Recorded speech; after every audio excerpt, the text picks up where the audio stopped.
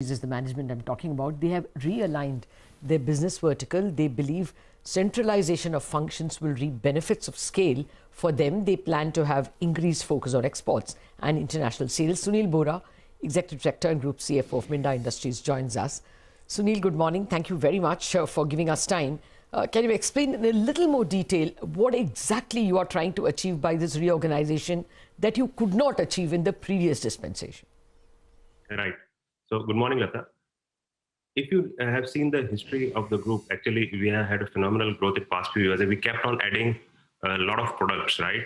So, what was happening that with addition of each and every business, each and every plant, we used to have the entire management structure to sort of run that business and run that plant on an independent basis, which still was actually going very, very smooth.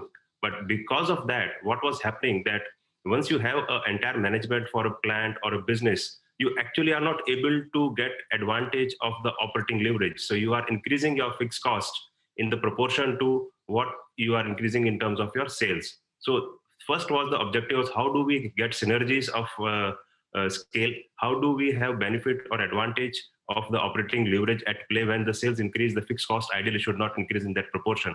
So that was the one objective. The second objective was that some of the functions like marketing or commercial, or procurement, what you call as a commercial. So they were also decentralized. So we are not again reaping the benefits of the economies of scale. So for example, at a group level, while our procurement would have been roughly around 6 to 6,500 crores a year, but because it was sort of very, very decentralized, there was no consolidation in buying. So once you do that, definitely your ability to sort of negotiate better prices with larger suppliers goes up. So you expect to gain from that. Then third was the marketing function. Similarly, we have created marketing at the corporate level, and also we have realigned our domain. So we also have a domain marketing. And third thing is we have also created the CAM concept, which is the key account manager for all the major customers. So the objective is that we not only service the customers better, but also we see how do we get into more products, more businesses. Like for example, while we work with all the OEMs, we might not necessarily be supplying all the products to a vehicle. So how do we increase our kit value in a vehicle? Same way in exports, while we have been operating in regions like ASEAN, which is Indonesia and Vietnam, in Spain and Germany, but we have been there with the customers for maybe more than a decade. But to say very, very selective components, like in ASEAN, we have been currently working in maybe acoustics or lights or switches, but we don't have all of our products sales there. So the objective is how do we intensify our initiative or efforts towards marketing so that we are able to sort of cross-sell even more products into those customers who already we are servicing. Mr. So Bora? it's not about Sure. So let me take this one by one. The first thing you said is, reorganization and centralization of functions will help you in a way to reduce costs. I'm sure that will eventually have an impact on your margins, which has been very strong. So you're almost sitting at 15% margins. How much can you bring down your costs, and what would the positive impact be on your operational performance? Yeah. So Sonia, what we have currently done is we have made sure that we retain our employees. We have not gone into a mass layoff kind of situation. We have tried to sort of restructure our organization in such a way that for future growth, we don't increase our fixed cost in the proportion as we have been incurring in past. So that will yield benefits in going forward, may not immediately. Immediately what it brings benefits is, as I said, in terms of maybe better customer reach or better negotiation power, etc. And also we have created hub and spoke model for some of the support functions. So that also will yield, but all these benefits we are expecting to come in the medium term, may not immediately. Like you said, if we are already at 14-15% kind of margin, do we expect any significant benefit immediately in the quarter? Answer to that may not be yes, but yes, it will have some positive impact considering maybe 1 to 2 year hence. Okay. You also said that your export focus will go up. You're already exporting to a lot of markets, right? I mean, USA, France, Italy, Austria. But now we've seen this whole second wave come through. Lockdowns have gone up across many markets. What is the export focus, and what kind of growth are you looking at primarily there? Yeah. So we have actually set up dedicated marketing offices in Japan. In ASEAN, we are creating a new office in Thailand. We have a marketing office in Germany. So the objective, as I said, is how do we put in more products to the existing customers? Like in Germany, we are maybe one of the largest suppliers for some of the components to Volkswagen or maybe to BMW, but we may not be selling some of the other products like lamps or wheels which are there more prime.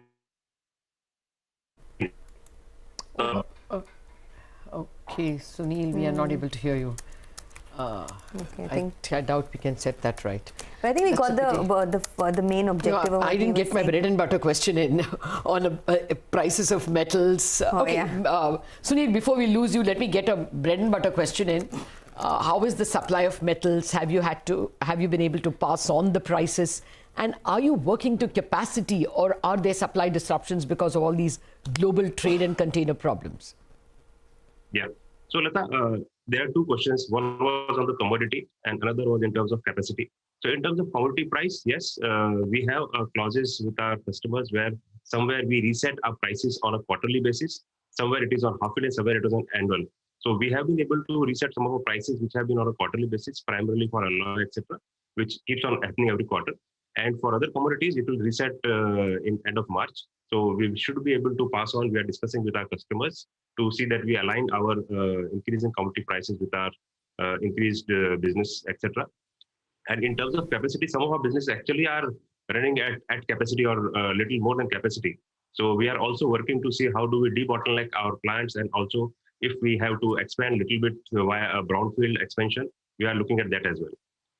Well, all the best, Sunil. These are big steps taken by the company in order to cut down costs, sort of increase your expand into the export markets as well. So we wish you all the very best. Here's a look at the past financials of Minda Industries. Been one of the strongest stocks in the auto ancillary space. So if you look at that, the revenues over the past 5 years, have been steady state there. Even in a challenging year, they managed to hold on to 5,500 crores of revenues.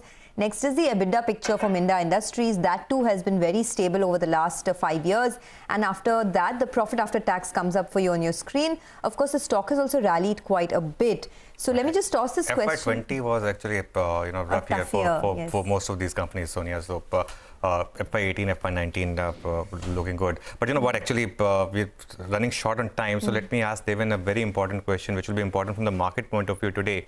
Devin, Vedanta, what do you do now with the stock? Because, while there's a near-term trade, which is on 235 rupees per share as the open of a price, it's also telling you a bit about the current commodity cycle and the desperation of the promoter to get more and more stake. Do you think that's going to keep the stock in good stead even about 235? Yes, Anuj, I think that's what my view would be, that I think we have been clear about the metal commodity cycle, I think having a rally continuing for a couple of more years. In my viewpoint, I think as we see the cyclical behavior of the metal, probably I think we are heading for 2024 as a time, I think till which I think we are likely to see the metal rally continuing in the global economy. There may be ups and downs in the prices, but I think the rally likely to continue in this particular space. So at least that visibility is clear. Given that kind of a visibility, I think any metal commodity company would probably have relatively better time. That is very clearly understood. But for Vedanta, I think the Hindustan Zinc is the cash cow. I think they would probably like to see, I think, the maximum amount of coming into their books. I think that's where probably I think they want to see gradually, I think, Vedanta getting delisted. And that is, I think, the game plan is. In my viewpoint, I think, given the kind of a rise in the commodity price scenario, probably, I think, outlook remains positive. So as a result of which, I think the price uptick would be justified at a higher level. I think at one point of time, I think when we were looking at, I think the buyback at 160, I think our viewpoint was at then price. I think the view price was somewhere around 250. I guess I think today it should be on a higher side. We may have to do some amount of math at this point of time though. Okay, all right. Devin, thanks a lot for that. The other big news flow to track today is the online gaming company Nazara Tech. The IPO opens today and it's much talked about. So in case you're wondering about this company, what it does, who are the large investors, Nupur, my colleague, is here to tell us more. Nupur.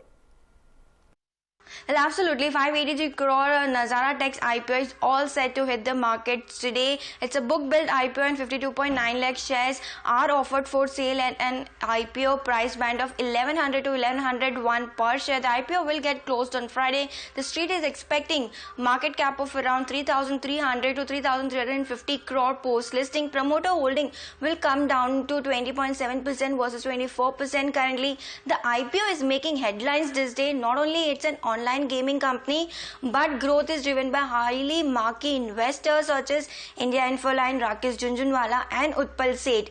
If you look at the company, its business and its strength, then it has a presence in 64 countries spread across India, Africa, Asia, Middle East and America. Also, it is one of the leading esports company in India, having an asset-light model. The company owns some of the most recognizable IPs like World Cricket Championship and Carrom Clash in mobile gaming and Kiddopia in gamified early learnings and many others. If we throw some light on financial performance, then company is growing at top line level but burning cash. As for H1 FY21, company reported losses of around 10 crores, and management here on CNBC TV 18 told us that they would not like to grow business by burning a lot of cash, but also it is not the right time for their margin expansion. If you compare Nazara with global gaming as well as esports company, which are currently trading at 3.3 times EV to sales 1 year forward, despite having lower growth rates in India,